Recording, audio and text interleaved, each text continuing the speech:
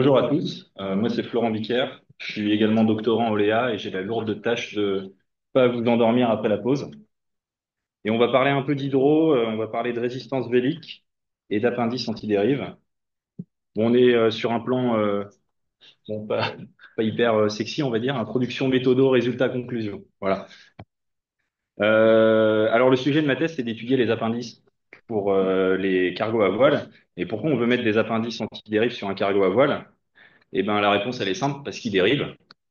Donc, si on a un système de propulsion vélique qui s'appellera WPS dans la suite de cette présentation, c'est l'acronyme anglais, sur un cargo à voile, il va générer une force propulsive, mais il va également générer une force latérale que mes collègues n'étudient pas, mais moi oui.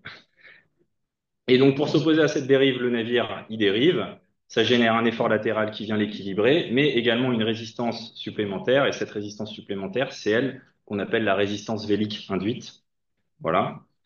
Donc, ce qui se fait beaucoup pour un voilier, ça va être d'utiliser des appendices anti-dérive. Et ben, on va voir si on peut faire ça aussi pour un cargo. Donc, il y a plusieurs solutions. On peut ne rien faire et voir ce qui se passe.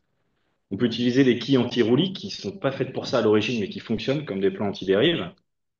On peut utiliser des dérives statiques ou des dérives orientables et même rétractables là, dans le cas du néoliner. On peut jouer sur la surface des safrans, on peut jouer sur les formes de carène également, faire autre chose que j'ai pas mentionné, il y a sans doute d'autres solutions, mais ça répond pas à la question qu'est-ce qu'on fait? Alors on va regarder un petit peu du côté de la littérature, ce qui a été étudié sur ce sujet. Donc d'abord on a l'étude de Van der Kolk durant sa thèse, qui a fait une étude expérimentale et numérique sur une série de carènes qui étaient designées pour la propulsion vélique. Et il a étudié, lui, les appendices à faible allongement. Donc, ce qu'on appelle faible allongement, ça va être tout ce qui est quille de roulis ou dérive longue, en fait, sous le navire.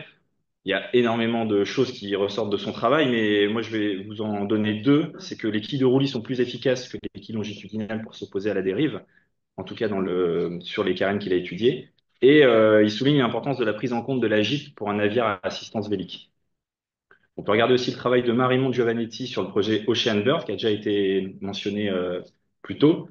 Donc là, c'est un navire 100% propulsé par le vent, avec deux dérives diagonales.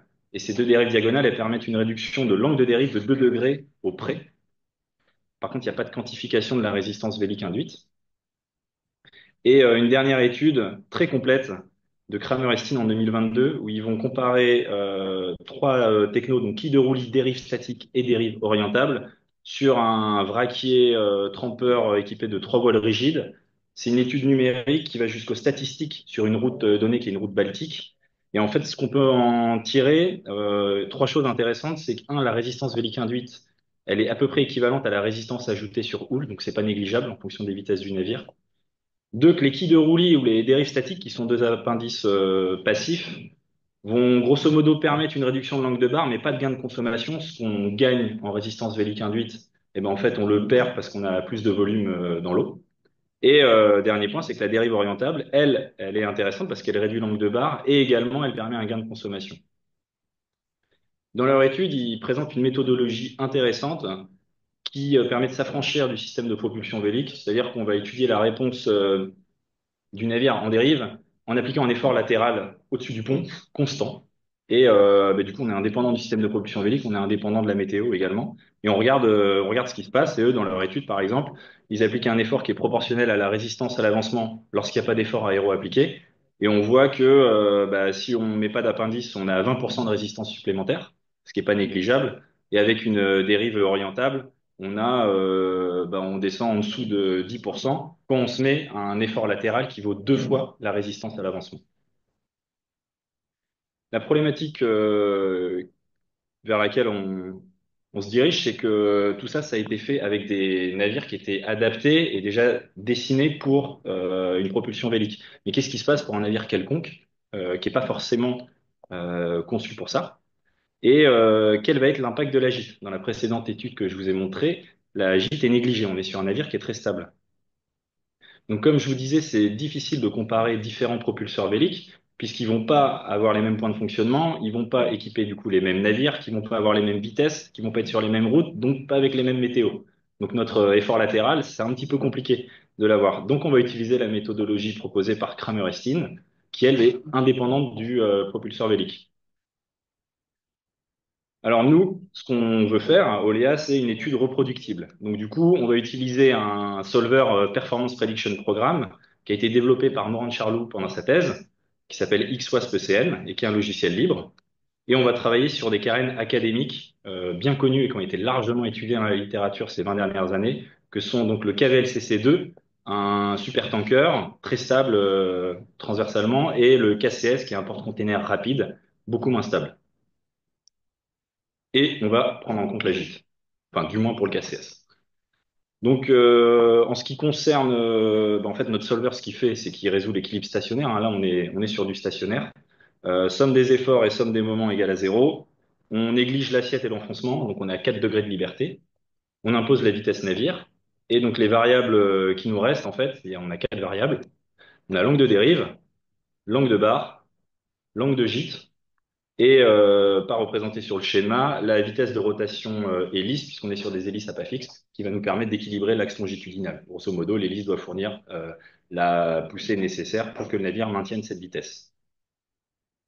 En ce qui concerne les efforts qu'on a, est-ce que vous voyez bien? Ça va.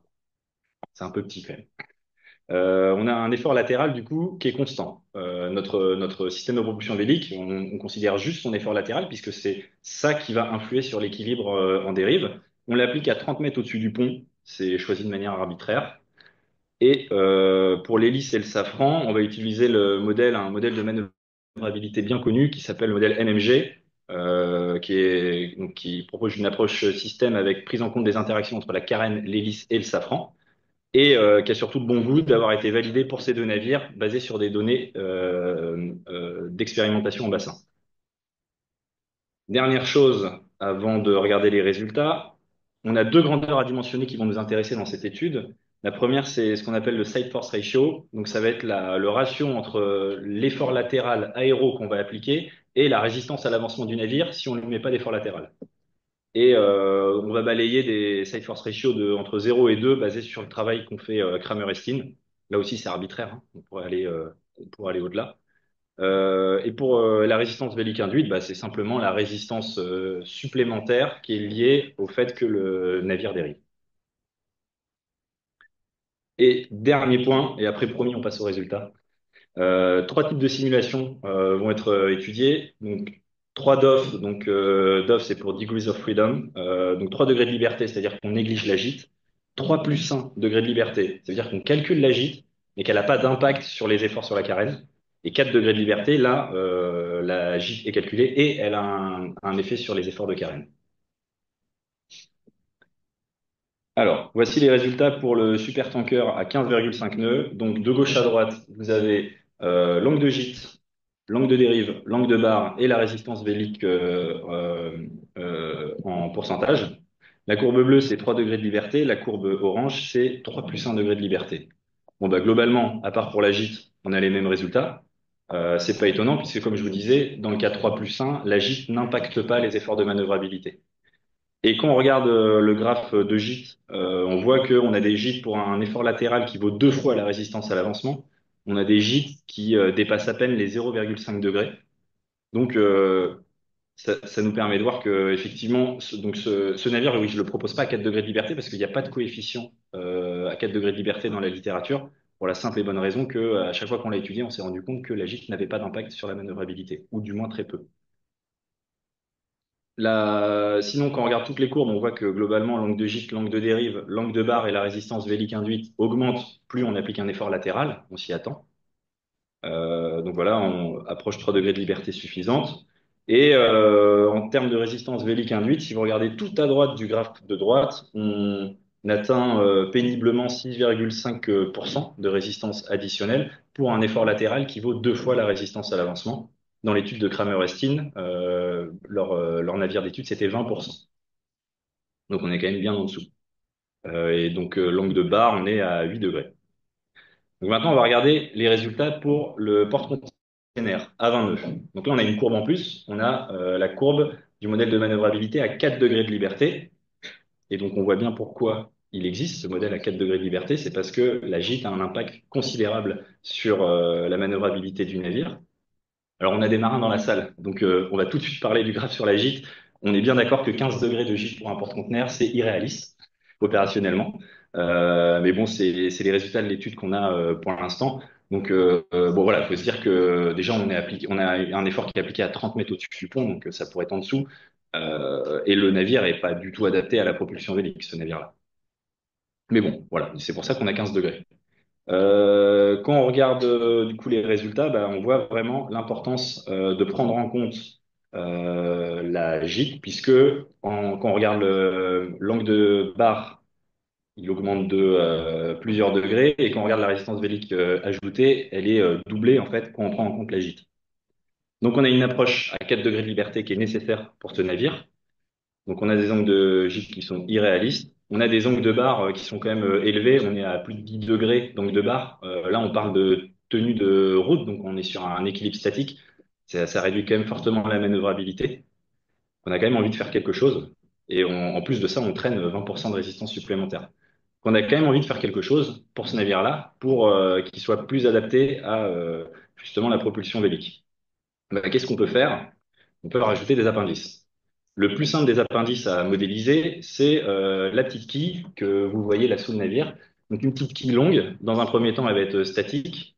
Les aérodynamiciens verront qu'il y a une erreur dans les formules, hein. Il manque un petit carré sur la traînée induite, mais elle est bien modélisée correctement dans nos calculs. Donc on prend une géométrie simple, profil de la K15, on a 48 mètres carrés de surface anti-dérive, un allongement de 3, on modélise avec une ligne portante, donc pour passer des coef 2D au coef 3D, et on va regarder ce qui se passe. Donc en bleu, vous avez les résultats sans la dérive, et en orange, les résultats avec la dérive. Évidemment, pour la résistance à l'avancement de référence, on prend celle sans la dérive, sinon c'est de la triche. Et du coup, on voit bien que pour la résistance vélique induite, eh ben, en fait, la quille, elle génère plus de traînée au début, puisqu'il y a plus de volume dans l'eau, et qu'il faut atteindre des efforts latéraux qui sont 1,6 fois la résistance à l'avancement pour qu'en fait, la traînée supplémentaire soit plus faible que quand on met pas d'appendice. 2 minutes? Ah, trois. Voilà. Voilà, on a une petite réduction de l'angle de barre, mais bon, on voit que c'est quand même pas terrible comme solution.